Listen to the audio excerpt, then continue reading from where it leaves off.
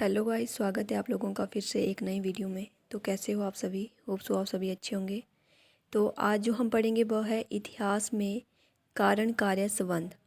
तो चलिए स्टार्ट करते हैं आज की हमारी वीडियो बिना देरी किए हुए। देखिए, इतिहास में कारण कार्य संबंधों की बात की जाए तो इतिहास में कोई भी घटना अकारण नहीं होती और प्रत्येक कारण का कुछ प्रभाव भी होता है। प्रारंभिक समय में इतिहासकार और विद्वान घटना के कारणों को महत्व नहीं देते थे, क्योंकि वे उन्हें ईश्वर की इच्छा में हस्तक्षेप मानते थे। परंतु कारणों की अनिवार्यता को समझा गया है, क्योंकि वे भविष्य के कार्यों के एक महत्वपूर्ण मार्गदर्शक स्वीकार कर लिए गए हैं। प्रारंभ में इतिहासकार केवल घटनाक्रम पर अपना ध्यान केंद्रित रखते थे, जैसे युद्ध कब और कहाँ हुआ और उसमें कितने लोग मारे गए और सेनाओं की योजना किस प्रकार की थी। अब इतिहासकार का दृष्टिकोण मूल्य आंकलन पर आधारित हो गया है, अतः घटना के कारणों की ओर विद्वानों का ध्यान आकर्षित होने लगा है। हम बात करेंगे कारण की उत्पत्ति। कारण शब्द की उत्पत्ति मूलतः लैटिन शब्द कॉसा से हुई है, जिसका तात्पर्य जो है दो घटनाओं के मध्य संबंध से है। गस्टावसन नामक इतिहासविद की धारणा है कि कारण उन महत्वपूर्ण पहलुओं का एक भाग है जो यह सिद्ध करते हैं कि अमुक ऐतिहासिक घटना क्यों घटित हुई। घटना का कारण साधारण अथवा जटिल कुछ भी हो सकता है। साधारण कारण को सरलतापूर्वक समझा जा सकता है और जटिल कारण को जानने के लिए पूछताछ एवं धैर्य की आवश्यकता होती है।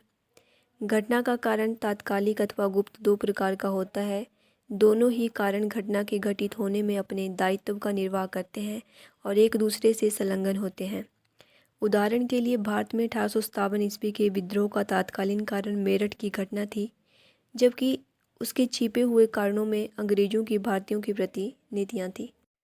कारण की अवधारणा। कारण के अवधारणा के संबंध में भी इतिहासकारों में परस्पर मतांतर है, किंतु उसके महत्व को स्वीकार करते हुए उन्होंने अलग अलग विचार व्यक्त किए हैं। अरस्तु ने लिखा है कि कारणों के अभाव में किसी घटना अथवा कार्य का होना संभव नहीं है। कलिंगवुड की मान्यता है कि कारण की अवधारणाओं को सभी विद्वानों ने 18वीं शताब्दी में व्यक्त किया है। इसी प्रकार रेनियर का मत है कि किसी भी घटना के एक नहीं अपितु अनेक कारण होते हैं। ईएचकार का मानना है कि अतीत की घटनाओं को क्रमबद्धता प्रदान करना और कारण व परिणाम के परस्पर संबंध को क्रमानुसार वर्णित करना ही इतिहास है। यद्यपि कलिंगवुड का यह मानना है कि इतिहास अतीत के मानवीय कार्यों का अध्ययन है, परंतु इससे सब विद्वान सहमत नहीं है, क्योंकि अनेक घटनाओं में मानवीय प्रक्रियाओं के स्थान पर प्राकृतिक कारण प्रधान होते हैं। मोहम्मद तुगलक की कर वृद्धि की योजना की असफलता में अकाल की मुख्य भूमिका रही। शेरशाह द्वारा हुमायूं को पराजित किए जाने में बाढ़ का योगदान रहा और रूस में नेपोलियन की पराजय का मुख्य कारण भी अत्यधिक सर्दी थी। डेविड थॉमसन ने कारणों एवं उसके प्रभाव पर विशेष बल दिया है, परंतु बेरक्लॉफ इस तथ्य के विरोध में लिखते हैं कि प्रभावों की अपेक्षा कारणों का अधिक महत्व होता है, क्योंकि कारणों के अभाव में परिणाम की कोई संभावना नहीं होती।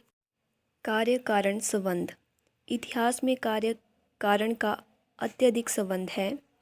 कारण के अभाव में किसी घटना का होना कदाचित संभव नहीं है। विभिन्न विद्वानों ने इस संदर्भ में अपने मत व्यक्त किए, परंतु इस तथ्य को सभी ने एक मत से स्वीकार किया है कि किसी भी कार्य में कारणों का होना आवश्यक है। अतः किसी भी घटित घटना के संबंध को स्पष्ट करने के लिए कार्य कारण संबंधों की विवेचना आवश्यक है। इतिहासकार का कारण से और तथ्य से अत्यंत निकट संबंध होता है और इतिहासकार अपनी व्याख्या के अनुसार कारणों को क्रमबद्धता प्रदान करता है। ऐतिहासिक दृष्टि से भी तथ्यों में कारणों की चयन प्रक्रिया ही इतिहास है। आधुनिक वैज्ञानिक इतिहासकारों के अनुसार कारणों की व्याख्या में कल्पना की भी महत्वपूर्ण भूमिका होनी चाहिए। क्रोचे एवं कलिंगवुड दोनों का मानना है कि कल्पना ऐतिहासिक ज्ञान का मूल स्रोत है। प्रसिद्ध लेखक मैडलबाम के अनुसार सार्वभौम नियम के अनुसार प्रत्येक घटना के कुछ कारण अवश्य होते हैं जो विशिष्ट परिस्थितियों की देन होते हैं। एडवर्ड मेयर ने लिखा है कि इतिहासकार को अपने लेखन में सावधानीपूर्वक घटनाओं को प्रभावित करने वाले कारणों की व्याख्या करनी चाहिए। व्याख्या का उद्देश्यपरक व मूल्यपरक होना भी आवश्यक है। मानेके का मत है कि इतिहास में कार्यकारण संबंधों की गवेषणा मूल्यों के संदर्भ के बिना संभव नहीं है। कारण व परिस्थिति के संबंध में मैडम बाम का मत है कि घटना उसे कहते हैं जिसके फलस्वरूप सामाजिक, राजनीतिक और आर्थिक परिवर्तन होते हैं। उनकी यह भी मान्यता है कि मुख्य घटना को कारण तथा अन्य को परिस्थिति की संज्ञा दी जाती है। जैसे प्रथम विश्व युद्ध में राजकुमार फर्डिनेंड की हत्या के अतिरिक्त और कारणों का भी योगदान था। इसी प्रकार राष्ट्रसंघ की असफलता में अमेरिका का सदस्य न होने के साथ साथ उसकी विभिन्न दुर्बलताओं ने महत्वपूर्ण योगदान या भूमिका अदा की थी। कारण व परिणाम की बात करें तो ये दोनों ही एक दूसरे के पूरक है। कारणों में अंतर होने पर परिणामों में अंतर का होना भी स्वाभाविक है। जिस प्रकार अत्यधिक शीत का परिणाम हिमपात होता है, उसी तरह जो है मानसून के कारण अत्यधिक वर्षा होती है। प्रोफेसर कार की मान्यता है कि अतीत की घटनाएं कतिपय कारणों का प्रतिफल होती है। विलियम जेम्स ने भी लिखा है कि इतिहास का निष्कर्ष प्राप्त करने के लिए कारण और परिणाम की खोज करता है।